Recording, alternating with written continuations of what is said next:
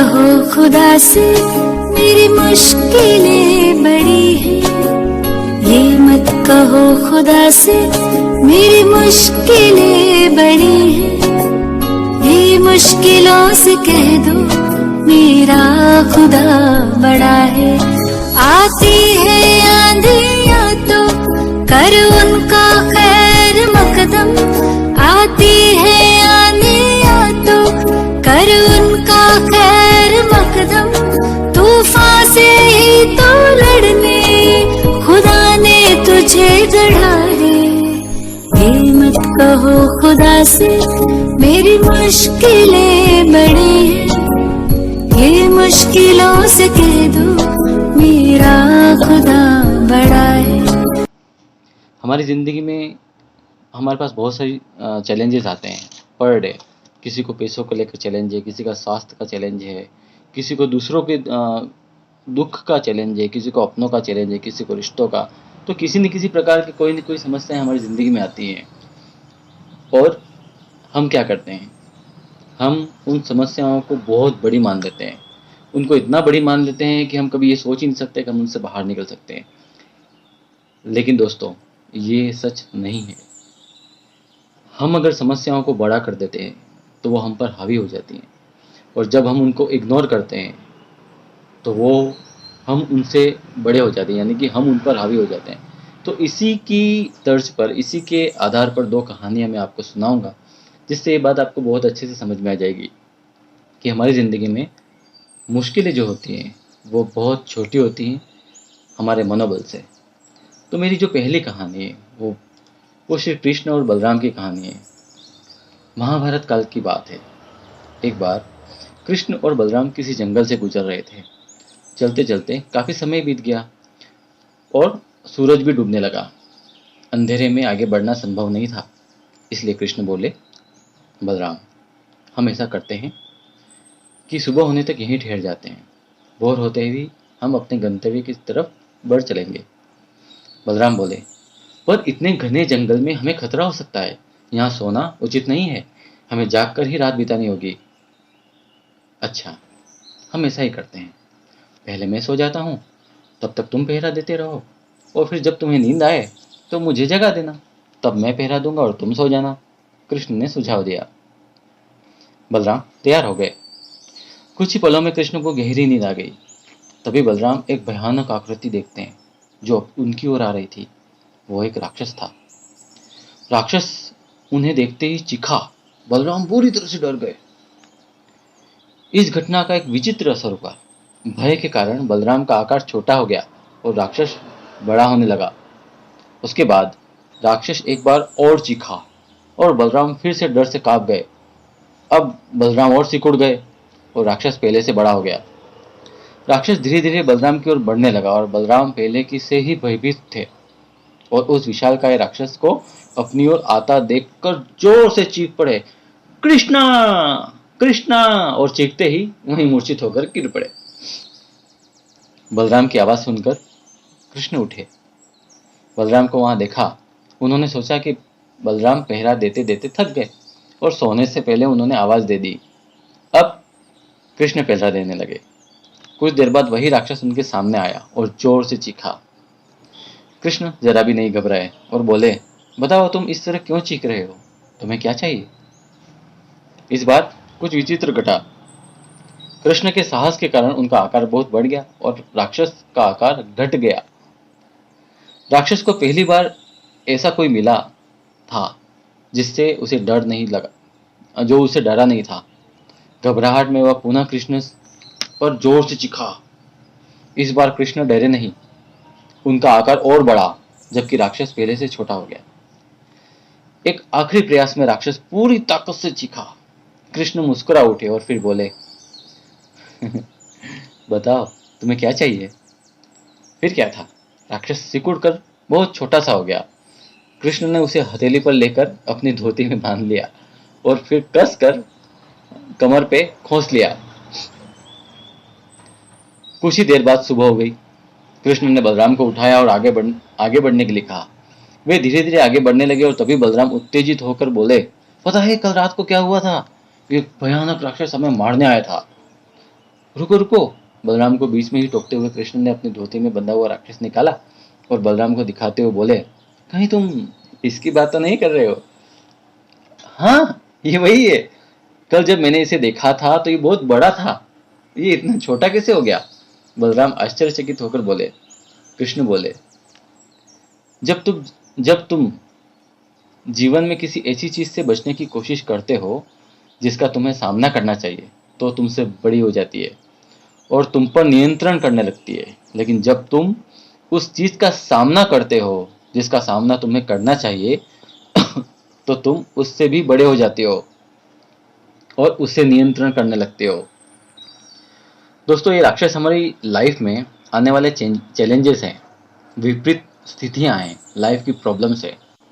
अगर हम इन समस्याओं से डर जाते हैं तो ये समस्याएं और बड़ी होती चली जाती हैं और अल्टीमेटली हमें कंट्रोल करने लगती हैं। लेकिन अगर हम इनका सामना करते हैं, करेज के साथ उन्हें फेस करते हैं, तो ये समस्याएं धीरे धीरे छोटी होने लगती है और अंततः हम उन पर काबू कर लेते हैं। इसलिए जब भी लाइफ में कोई भी प्रॉब्लम्स आए जिसका सामना आपको करना हो, तो उसे अवॉइड मत कीजिए, उसे फेस कीजिए और उसे फेस कीजिए, उससे बचने की कोशिश मत कीजिए। जब आप ऐसा करेंगे तो देखेंगे कि वह समस्याएं इतनी छोटी हो जाएंगी कि आप आराम से उस पर नियंत्रण कर सकेंगे और हमेशा हमेशा के लिए उसे खत्म कर देंगे।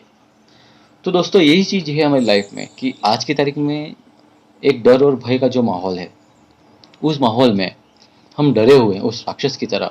वो माहौल हमें और डराता है और हम और ज़्यादा डर जाते हैं, जिससे वो और बड़ा होने लगता है, समस्या बड़ी होने लगती है। हमको चारों तरफ सिर्फ समस्याएं दिखती हैं। लेकिन जब हम उनका डट कर मुकाबला करते हैं, हम अपने अंदर की पावर को जगाते हैं कि चाहे कितनी भी बड़ी समस्या हो, मैं हर एक समस्या का सामना करने के लिए तैयार हूँ, मैं हर चीज़ से लड़ने के लिए तैयार हूँ, क्योंकि मेरे साथ मेरा भगवान खड़ा है, मेरे साथ मेरा ईश्वर खड़ा है और मैं जिस पर विश्वास करता हूँ वो मेरी मदद ज़रूर ज़रूर और ज़रूर करता है। तो वो समस्याएं, आप देखेंगे कि वो समस्याएं बहुत छोटी हो जाएंगी। तो ये थी मेरी पहली कहानी। और इसी तरह एक और इंसिडेंस मैं आपको बताता हूँ। लंदन के एक हॉस्पिटल की बात है। एक नर्स ऑपरेशन से पहले मरीज के कमरे में घुसकर कमरे में गुलदस्ते वो ठीक करने लगी। ऐसे ही जब वो अपने पूरे लगन के साथ काम कर रही थी, तभी अचानक उसने मरीज से पूछा, सर आपका जो ऑपरेशन है वो कौन कर रहे हैं, कौन से डॉक्टर साहब कर रहे हैं? तो नर्स को देखे बिना ही मरीज ने अच्छे लहजे में कहा, डॉक्टर जैनसन, है ना। तो नर्स ने डॉक्टर का नाम सुना और आश्चर्य से अपना काम छोड़ते हुए मरीज के पास पहुंची और पूछा, सर क्या डॉक्टर जेमसन ने वास्तव में आपके ऑपरेशन को स्वीकार किया है? मरीज ने कहा, हाँ, मेरा ऑपरेशन तो वही कर रहे हैं। नर्स ने कहा, बड़ी अजीब बात है, विश्वास नहीं होता मुझे। परेशान होते हुए मरीज ने पूछा, लेकिन इसमें अजीब बात क्या है? नर्स ने कहा, वास्तव में इस डॉक्टर ने अब तक हजारों ऑपरेशन किए हैं और उनके ऑपरेशन की सफलता का अनुपात 100% है। इनकी तीव्र व्यस्तता की वजह से इन्हें समय निकालना बहुत मुश्किल होता है। मैं हैरान हूं कि आपका ऑपरेशन करने के लिए उन्हें फुर्सत मिली कैसे? मरीज ने नर्स से कहा, ये मेरी अच्छी किस्मत है कि डॉक्टर जैमसन को फुर्सत मिली और वह मेरा ऑपरेशन कर रहे हैं। नर्स ने एक बार फिर कहा, यकीन मानिए मैं अभी भी हैरत में हूं कि दुनिया का सबसे अच्छा डॉक्टर आपका ऑपरेशन कर रहा है। आश्चर्य। इस बातचीत के बाद मरीज को ऑपरेशन थिएटर में ले जाया गया और मरीज का सफल ऑपरेशन भी हुआ। अब मरीज हंसकर अपनी जिंदगी जी रहा है। कमरे में आई जो महिला थी वो कोई साधारण नर्स नहीं थी, बल्कि उसी अस्पताल की मनोवैज्ञानिक महिला डॉक्टर थी, जिसका काम था मरीजों को मानसिक और मनोवैज्ञानिक रूप से संचालित करना। इस बार उसने नर्स के रूप में मरीज के कमरे में दाखिल होकर गुलदस्ता सजाते हुए बड़ी खूबसूरती से मरीज के दिल और दिमाग में ये बिठा दिया था कि जो डॉक्टर आपका इलाज ऑपरेशन करेगा वो दुनिया का मशहूर और सबसे सफल डॉक्टर है, जिसका हर ऑपरेशन सफल ऑपरेशन रहा है। और इन सब के साथ मरीज खुद को सकारात्मक तरीके से सुधार की तरफ लौट आया। इस ज्ञान ने सिद्ध कर दिया कि रोगी जितनी दृढ़ता से रोग को नियंत्रित करने का वादा करता है, उतनी ही दृढ़ता से रोग पर जीत हासिल कर सकता है। कोई भी व्यक्ति संकल्प ले ले तो हर समस्या को नियंत्रित कर सकता है, चाहे वो कोरोना ही क्यों ना हो। तो दोस्तों, यहाँ तक कि वैज्ञानिकों ने हजारों शोध कर दिए कि हमारा जो सबकॉन्शियस माइंड होता है वो बहुत पावरफुल होता है। वो हमारे शरीर को ठीक भी करता है और हमारे शरीर को बीमार भी करता है। लेकिन इसको चलाता कौन है? हमारा कॉन्शियस माइंड, यानी कि हमारा दिमाग। और इस दिमाग में जैसे आप विचार आते हैं, जैसे आपके आसपास का वातावरण बनता है, उसके अनुसार ये दिमाग डरता है तो सबकॉन्शियस माइंड को भी डरा देता है। और जैसे ही वो डरता है तो अपने शरीर में बीमारियां पैदा होना शुरू हो जाती हैं। तो इसी तरह अगर हम पॉजिटिव विचार का हमारे दिमाग में पॉजिटिव विचार डालें, नेगेटिव विचारों से दूर रहें, नेगेटिव माहौल से दूर रहें, तो हम बड़ी से बड़ी लड़ाई को आसानी से जीत सकते हैं, बहुत ही आसानी से जीत सकते हैं। क्यों? क्योंकि हमारा सबकॉन्शियस माइंड बहुत ज़्यादा पावरफुल होता है। वो एक जिन्न की तरह होता है जिसको आदेश देता है हमारा कॉन्शियस माइंड, यानी कि हमारा दिमाग। तो इसीलिए दोस्तों, ये मत कहो खुदा से कि मेरी मुश्किलें बड़ी हैं, मुश्किलों से कह दो मेरा खुदा बड़ा है। तो दोस्तों, आज की यही कहानी है कि चाहे आसपास कितनी भी बड़ी समस्या हो, कितनी बड़ी नेगेटिविटी माहौल हो, अपने आप को कभी भी छोटा महसूस मत करना, हताश महसूस मत करना।